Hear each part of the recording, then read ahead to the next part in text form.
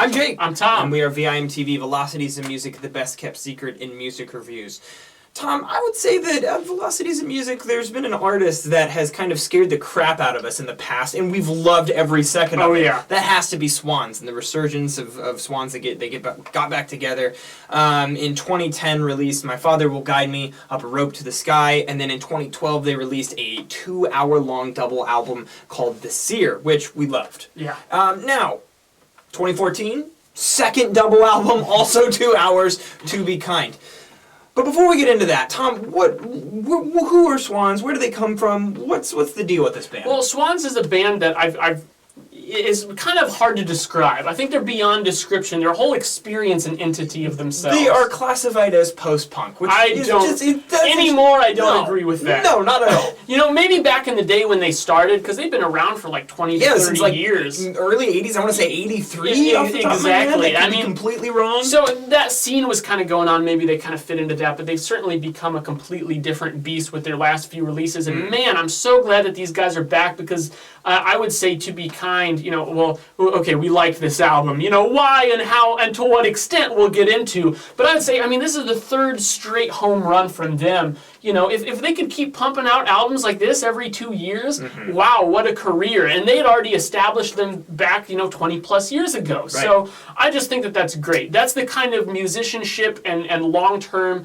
just budding career that I want to see out of people. And Michael Gira, the front man of Swans, I think is a genius. Yes. He's got so many ideas, and they're all good. Yes, and not only that, I think he's a really good vocalist too. And, yeah. and not maybe from a technically sound standpoint. I mean, I know that there's a lot of, vocal snobs out there. I mean, no disrespect when I say that, because it's just not something that I particularly value in music. However, when a vocalist does have the ability to completely control the intensity of the sound, I think that is just incredible. And Michael Gira, I mean, can do that on this record very, very easily. There's numerous times in this album where I'm just completely blown away by the vocals. Oh, the totally. vocals alone. And I'd say if there's one thing that really that really describes To Be Kind, it's these gigantic builds. Something that almost brings to mind like Godspeed You Black Emperor. These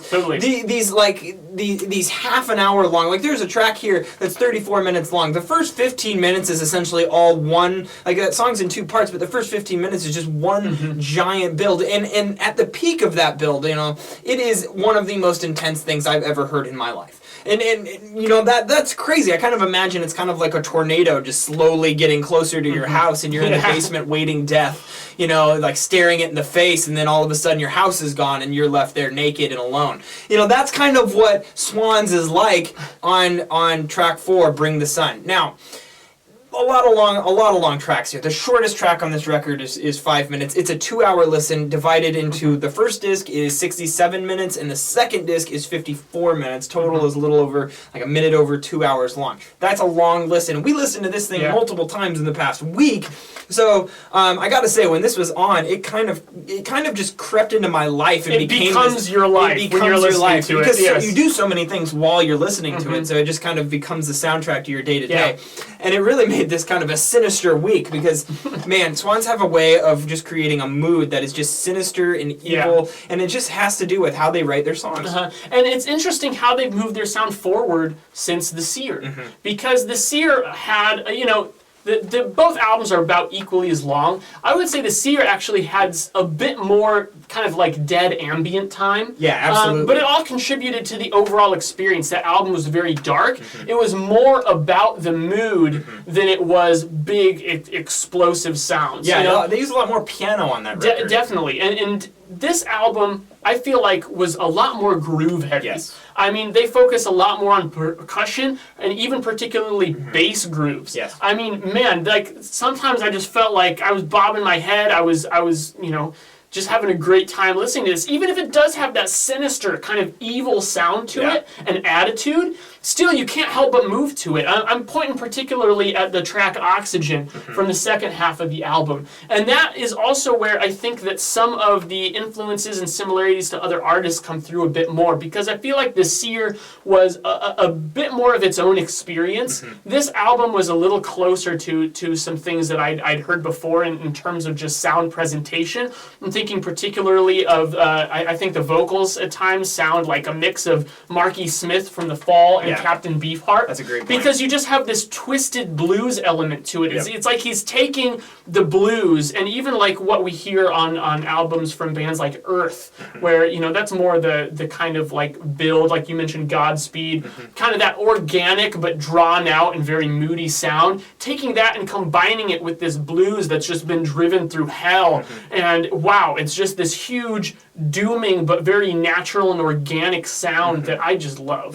Yeah, and he's very clever about how he builds these huge crescendos, right? He's using a lot of percussive elements, as you say, you know, like some more cymbals and just adding little things here and there to just make the sound bigger and bigger and bigger, and also provide different aspects of the mood. Now, he also does a lot with using just very subtle backing vocals at times, just to make things sound bigger. It's all about the subtleties, where you have these super long tracks, these 12-minute, 17-minute, 34-minute tracks. It's all about the subtleties and how he does it. Now, whenever you have a 2-hour album, you gotta ask the question, do they justify it? Do they justify it? And I would say that To Be Kind overall is pretty justified in its length, which I think is an incredible feat. Now, that's not to say that there aren't moments where I'm, you know, thinking that, hey, you could totally cut off of this. This is a little overindulgent. Like, for instance, on that track, Bring the Sun, and then the French second half to that, I would just cut off the second half of that. I get the idea within the first couple minutes, and then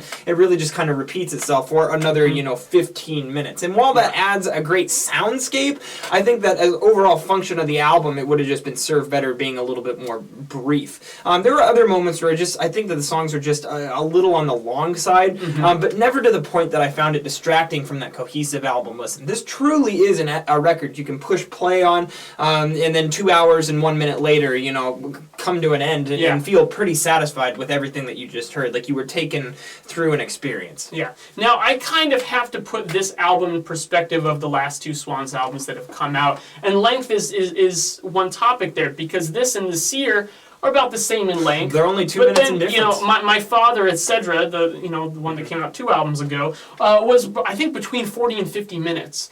And I thought that album was incredible. Now, I think that the Seer and To Be Kind accomplish a little bit more than that album, but not 3 times as much, given that they're 3 times the length. So a bit of that, just to give perspective, I think does make you question, is this really all justified? I agree with you, though. I think for the most part, it definitely is. And you got to think from the perspective of, anything this guy's doing, any repeat that he puts in of a certain segment, it's for a reason. It's not just randomly chosen. Right. And especially one thing that I love that he does, that this works into those long track lengths and builds, is that a lot of times what you'll see in people who are producing music that I think is just lazy album production is they'll perform something just at full volume, regular volume, and then just turn it down in the mix. And they think that makes it subtle. It doesn't always work that way. Now, sometimes people do that on purpose for dramatic effect, but a lot of times I hear artists do it just because they think that's how you do it. You still perform it at full volume, but just turn down the volume in the mix because you can. No, what Swans are masters of is they know that if you're going to have something be subtle, perform it that way. Perform it quietly. Use the dynamics not just on the mixing board with the faders. Use your dynamics when you're playing whatever instrument you're playing. That comes out in the music so much more, and you hear that on these builds. Yeah, and I love that. And it is dynamic contrast. Yeah. Contrast by which To Be Kind succeeds. And and you hear it on every single track on this record. There are moments on this record, like in track 3, A Little God in My Hands, where I'm just completely blown away by this intense intensity that they're able to create without even making it super loud. But when you're able to create intense moments with just, you know, settled, soft melodies, I think that is a very crazy thing that most artists are just incapable of. Yeah. Swans has been doing this now for at least the last couple of records that we've noted. So overall, I feel like this was a huge success. I can't stop listening to it. The more I listen to it, the further the addiction goes. So I'm going to go 85 on this one. I would probably go in the 90s if it wasn't for the fact that there's some parts where I just feel it's a little too long. I'm going to meet you at 85. Okay, 85 from Velocities of Music. That's a must-listen record.